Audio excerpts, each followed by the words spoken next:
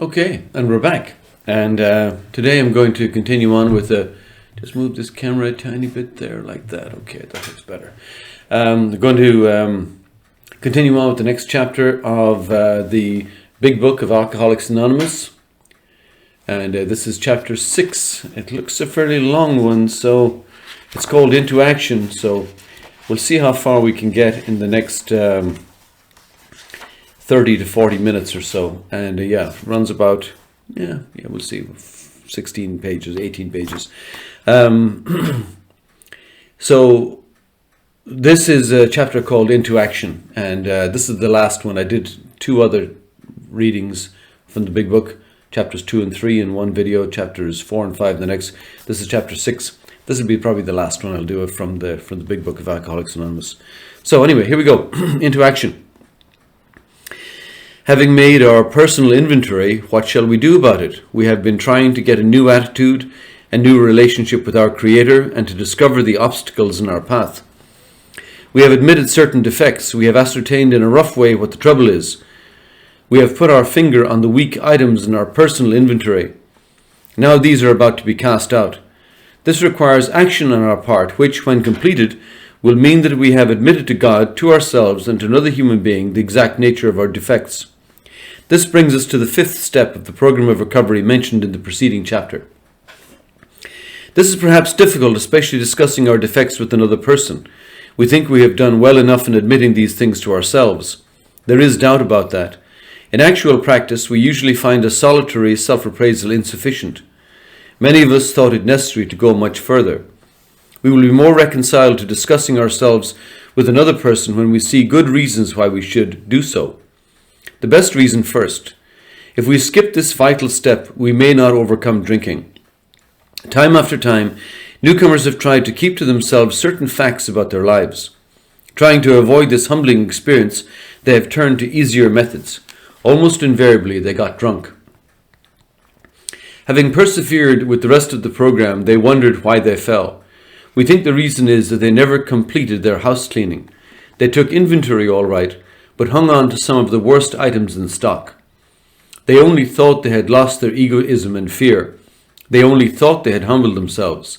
But they had not learned enough of humility, fearlessness, and honesty in the sense we find it necessary until they told someone else all their life story. More than most people, the alcoholic leads a double life. He is very much the actor. To the outer world, he presents his stage character. This is like the one he likes his fellows to see. He wants to enjoy a certain reputation, but knows in his heart he doesn't deserve it. The inconsistency is made worse by the things he does on his sprees. Coming to his senses, he is revolted at certain episodes he vaguely remembers. These memories are a nightmare. He trembles to think someone might have observed him. As fast as he can, he pushes these memories far inside himself. He hopes they will never see the light of day. He is under constant fear and tension. That makes for more drinking. Psychologists are inclined to agree with us. We have spent thousands of dollars for examinations. We know but few instances where we have given these doctors a fair break. We have seldom told them the whole truth, nor have we followed their advice. Unwilling to be honest with these sympathetic men, we were honest with no one else. Small wonder many in the medical profession have a low opinion of alcoholics and their chance for recovery. We must be entirely honest with somebody if we expect to live a long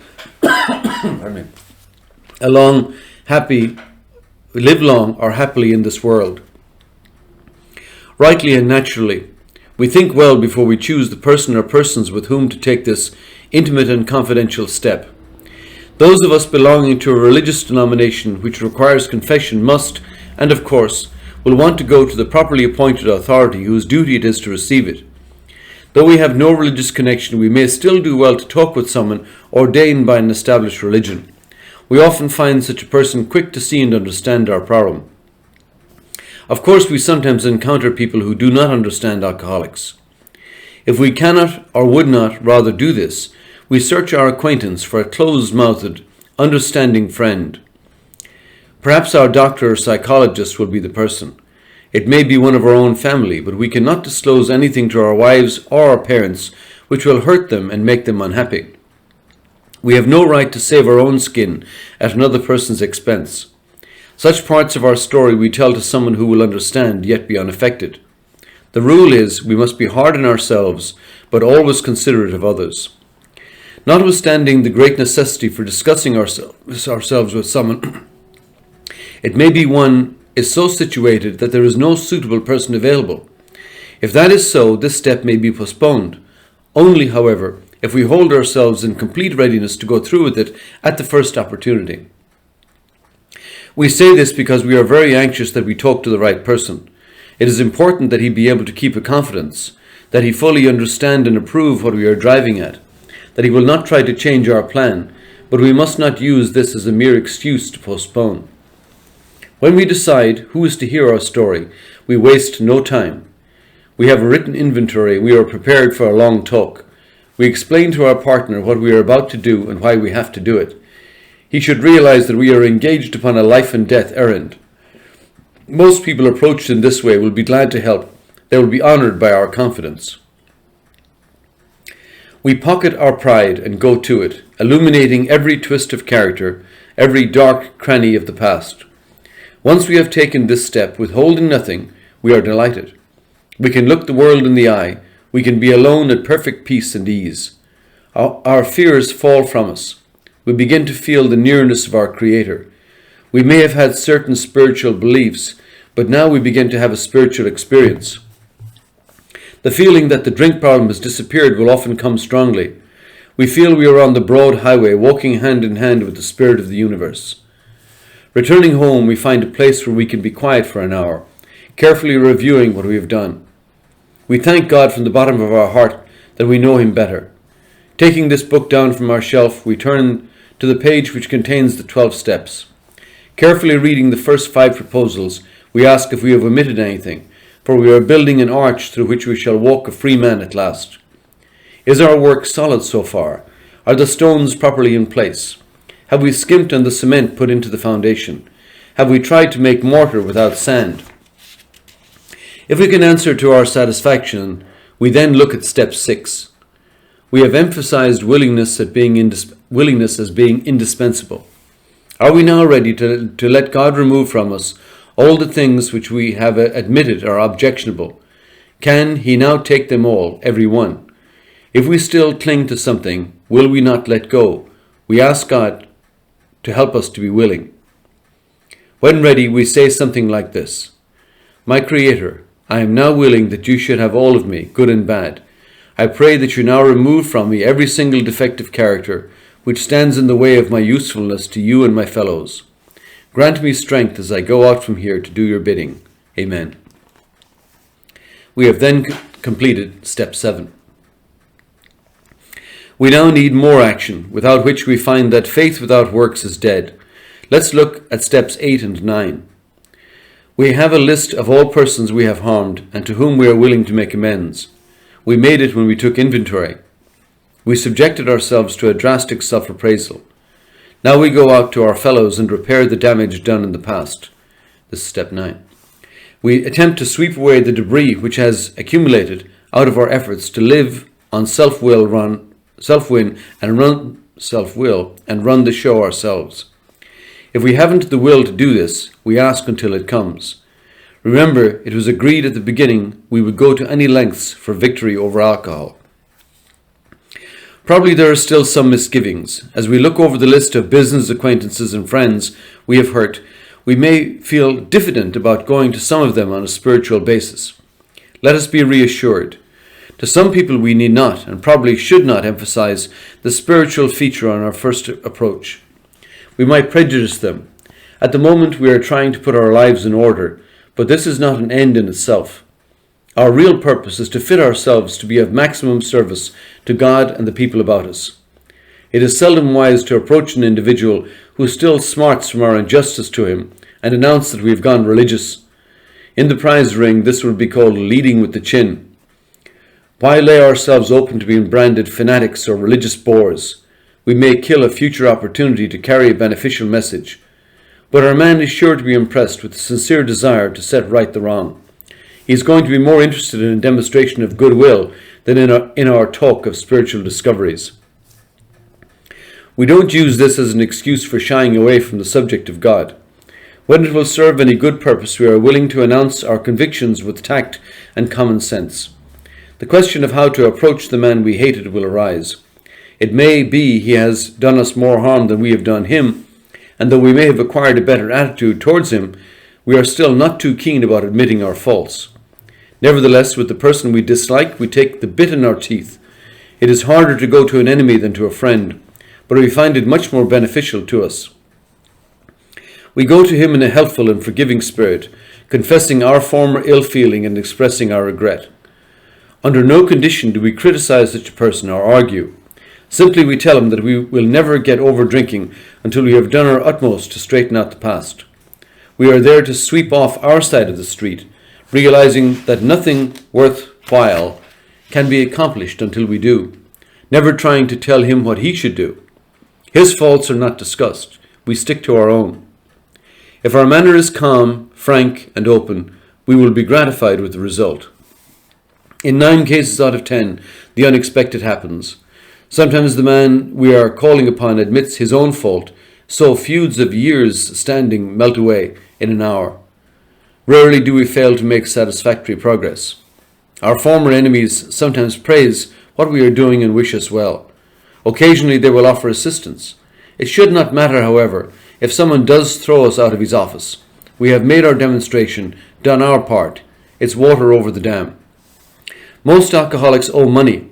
We do not dodge our creditors. Telling them what we are trying to do, we make no bones about our drinking. They usually know it anyway, whether we think so or not.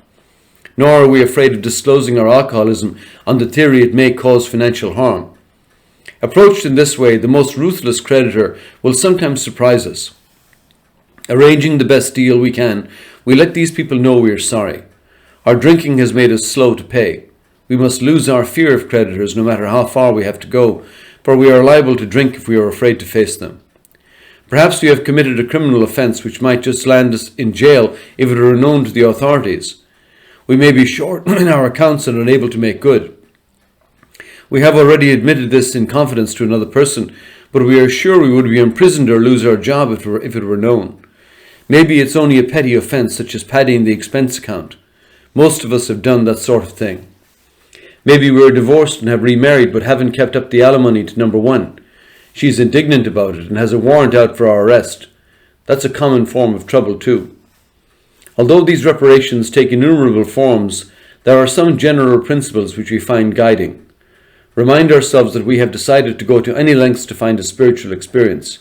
We ask that we be given strength and direction to do the right thing, no matter what the personal consequences may be.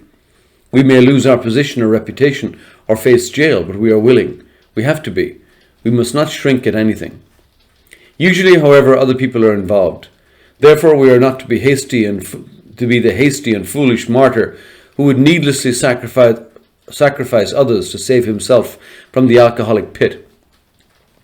A man we know had remarried.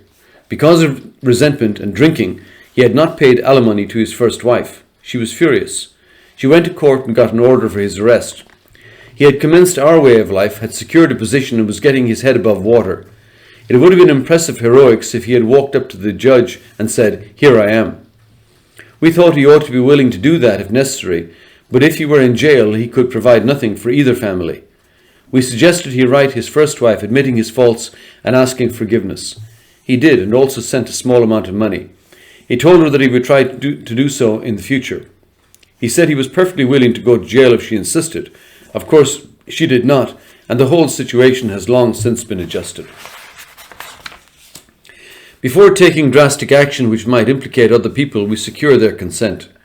If we have obtained permission, have consulted with others, asked God to help, and the drastic step is indicated, we must not shrink. This brings to mind a story about one of our friends. While drinking, he accepted a sum of money from a bitterly hated business rival, giving him no receipt for it. He subsequently denied having received the money and used the incident as a basis for discrediting the man. He thus used his own wrongdoing as a means of destroying the reputation of another.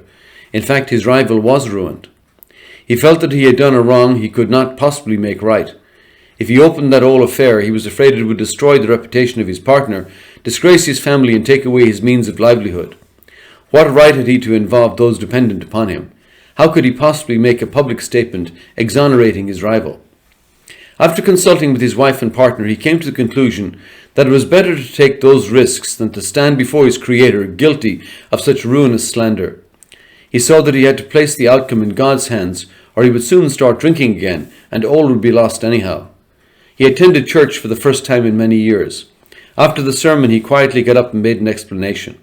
His action met widespread approval, and today he is one of the most trusted citizens of his town. This all happened years ago. The chances are that we have domestic troubles. Perhaps we are mixed up with women in a fashion we wouldn't care to have advertised. We doubt if in this respect alcoholics are fundamentally much worse than other people, but drinking does complicate sex relations in the home. After a few years with an alcoholic, a wife gets worn out, resentful, and uncommunicative. How could she be anything else? The husband begins to feel lonely, sorry for himself. He commences to look around in the nightclubs or their equivalent for something besides liquor. Perhaps he is having a secret and exciting affair with the girl who understands. In fairness, we must say that she may understand, but what are we going to do about a thing like that? A man so involved often feels very remorseful at times, especially if he is married to a loyal and courageous girl who has literally gone through hell for him. Whatever the situation, we usually have to do something about it. If we are sure our wife does not know, should we tell her? Not always, we think. If she knows in a general way that we've been wild, should we tell her in detail? Undoubtedly, we should admit our fault. She may insist on knowing all the particulars. She will want to know who the woman is and where she is. We feel we ought to say to her that we have no right to involve another person. We are sorry for what we've done, and God willing it shall not be repeated. More than that we cannot do. We have no right to go further. Though there may be justifiable exceptions, and though we wish to lay down no rule of any sort, we have often found this the best course to take. Our design for living is not a one-way street. It is as good for the wife as for the husband. If we can forget, so can she. It is better, however, that one does not needlessly name a person upon whom she can vent jealousy. Perhaps there are some cases where the utmost frankness is demanded. No outsider can appraise such an intimate situation. It may be that both will decide that the way of good sense and loving kindness is to let bygones be bygones. Each might pray about it, having the other one's happiness uppermost in mind. Keep it always in sight that we are dealing with that most terrible human emotion, jealousy. Good generalship may decide that the problem be attacked on the flank rather than risk a face-to-face combat. If we have no such complication, there is plenty we should do at home. Sometimes we hear an alcoholic say that the only thing he needs to do is to keep sober. Certainly he must keep sober, for there will be no home if he doesn't. But he is yet a long way from making good to the wife or parents whom for years he has so shockingly treated. Passing all understanding is the patience mothers and wives have had with alcoholics. Had this not been so, many of us would have no homes today, would perhaps be dead. The alcoholic is like a tornado roaring his way through the lives of others. Hearts are broken, sweet relationships are dead, affections have been uprooted. Selfish and inconsiderate habits have kept the home in turmoil. We feel a man is unthinking when he says that sobriety is enough. He is like the farmer who came up out of his cyclone cellar to find his home ruined. To his wife he remarked, "Don't see anything the matter here, Ma. Ain't it grand the wind stopped blowing?" Yes, there is a long period of reconstruction ahead. We must take the lead. A remorseful mumbling that we are sorry won't fill the bill at all. We ought to sit down with the family and frankly analyze the past as we now see it, being very careful not to criticize them. Their defects may be glaring, but the chances are that our own actions are partly responsible. So we clean house with the family, asking each morning in the meditation that our Creator show us the way of patience, tolerance, kindliness, and love. The spiritual life is not a theory. We have to live it. Unless one's family expresses a desire to live upon spiritual principles, we think we ought not to urge them. We should not talk incessantly to them about spiritual matters. They will change in time. Our behavior will convince them more than our words. We must remember that 10 or 20 years of drunkenness would make a skeptic out of anyone. There may be some wrongs we can never fully right. we don't worry about them if we can honestly say to ourselves that we would write them if we could. Some people cannot be seen. We send them an honest letter, and there may be a valid reason for postponement in some cases, but we don't delay if it can be avoided. We should be sensible, tactful, considerate, and humble, without being servile or scraping. As God's people, we stand on our feet. We don't crawl before anyone. If we are painstaking, this is the 12 promises. There are 12 steps, 12 traditions, and there are 12 promises. You can count them as I go along.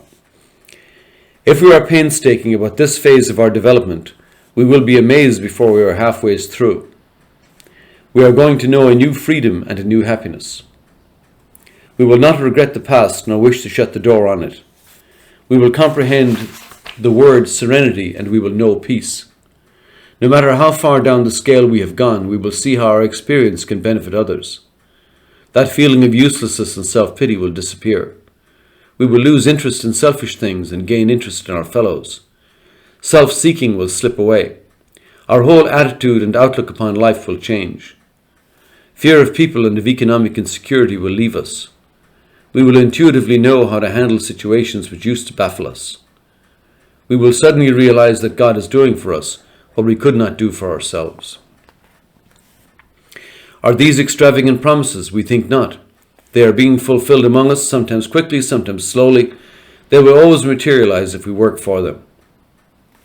This thought brings us to step 10, which suggests we continue to take personal inventory and continue to set right any new mistakes as we go along.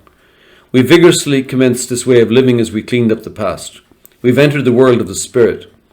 Our next function is to grow in understanding and effectiveness. This is not an overnight matter. It should continue for our lifetime. Continue to watch for selfishness, dishonesty, resentment, and fear. When these crop up, we ask God at once to remove them. We discuss them with someone immediately and make amends quickly if we have harmed anyone. Then we resolutely turn our thoughts to someone we can help. Love and tolerance of others is our code. As we have ceased fighting anything or anyone, even alcohol, and we have ceased fighting anything or anyone, even alcohol, for by this time sanity will have returned. We will seldom be interested in liquor. If tempted, we recoil from it as if from a hot flame. We react insanely and normally, and we will find that this has happened automatically. We will see that our new attitude towards liquor has been given us without any thought or effort on our part. It just comes. That is the miracle of it. We're not fighting it, neither are we avoiding temptation. We feel as though we had been placed in a position of neutrality, safe and protected. We have not even sworn off. Instead, the problem has been removed. It does not exist for us. We are neither cocky nor are we afraid. That is our experience. That is how we react so long as we keep in fit spiritual condition. It is easy to let up on the spiritual program of action and rest on our laurels. We are headed for trouble if we do, for alcohol is a subtle foe. We are not cured of alcoholism. What we really have is a daily reprieve contingent on the maintenance of our spiritual condition. Every day is a day when we must carry the vision of God's will into all our activities. How can I best serve thee? Thy will be done, not mine. These are thoughts which must go with us constantly. We can exercise our willpower all along this line all we wish. It is the proper use of the will. Much has already been said about receiving strength, inspiration, and direction from Him who has all knowledge and power. If we have carefully followed directions, we have begun to sense the flow of His Spirit into us. To some extent, we have become God-conscious. We have begun to develop this vital sixth sense. But we must go further, and that means more action. Step 11 suggests prayer and meditation. We shouldn't be shy on this matter of prayer. Better men than we are using it constantly. It works if we have the proper attitude and work at it. It would be easy to be vague about this matter, yet we believe we can make some definite and valuable suggestions. When we retire at night, we constructively review our day. Were we resentful, selfish, dishonest, or afraid? Do we owe an apology? Have we kept something to ourselves which should be discussed with another person at once? Were we kind and loving toward all? What could we have done better? Were we thinking of ourselves most of the time? Or were we thinking of what we could do for others, of what we could pack into the stream of life. But we must be careful not to drift into worry, remorse, or morbid reflection, for that would diminish our usefulness to others. After making our review, we ask God's forgiveness and inquire what corrective measures should be taken. On awakening, let us think about the 24 hours ahead. We consider our plans for the day. Before we begin, we ask God to direct our thinking, especially asking that it be divorced from self-pity, dishonest or self-seeking motives. Under these conditions, we can employ our mental faculties with assurance, for after all, God gave us brains to use. Our thought life will be placed on a much higher plane when our thinking is cleared of wrong motives. In thinking about our day, we may face indecision. We may not be able to determine which course to take. Here we ask God for inspiration, an intuitive thought or a decision.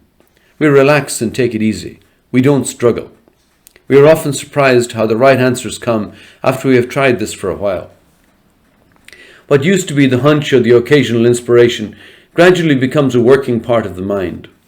Being still inexperienced and having just made conscious contact with God, it is not probable that we are going to be inspired at all times. We may pay for this presumption in all sorts of absurd actions and ideas.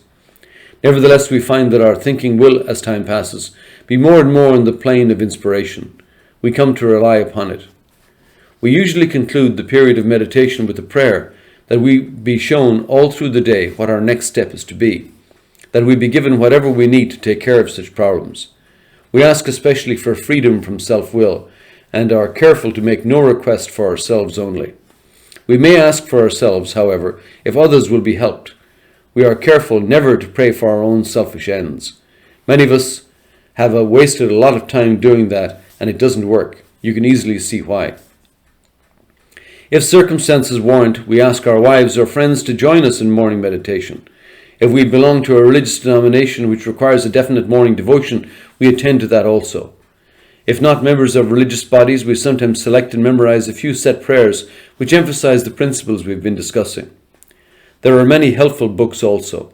Suggestions about these may be obtained from one's priest, minister, or rabbi. Be quick to see where religious people are right. Make use of what they offer. As we go through the day, we pause, when agitated or doubtful, and ask for the right thought or action. We constantly remind ourselves we are no longer running the show, humbly saying to ourselves many times each day, "Thy will be done." We are then in much less danger of excitement, fear, anger, worry, self-pity, or foolish decisions. We become much more efficient. We do not tire so easily, for we are not burning up energy foolishly as we did when we were trying to arrange life to suit ourselves. It works. It really does. We alcoholics are undisciplined, so we let God discipline us in simple ways we have just outlined. But this is not all. There is action and more action. Faith without works is dead. The next chapter is entirely devoted to step 12. And that's it. That's the end of chapter 6. And I'm very tempted to do step 12, which is chapter 7, next time, which is, it's not too bad. I might give that a go next time, working with others, just for giggles. I was going to finish there on that. This is the third reading I've done on the big book of Alcoholics Anonymous, but I'm enjoying it so much, I think I might do step 12, the last one, chapter 7, next time, just for giggles. Why not? Life is short, might as well enjoy it. So, anyway, that's it for today. I've been talking now for just 29 minutes, a little bit shorter than the usual one, but that'll be enough for today. So I'll see you next time. Bye-bye, and remember, kindness will save us. Only kindness will save us. Bye.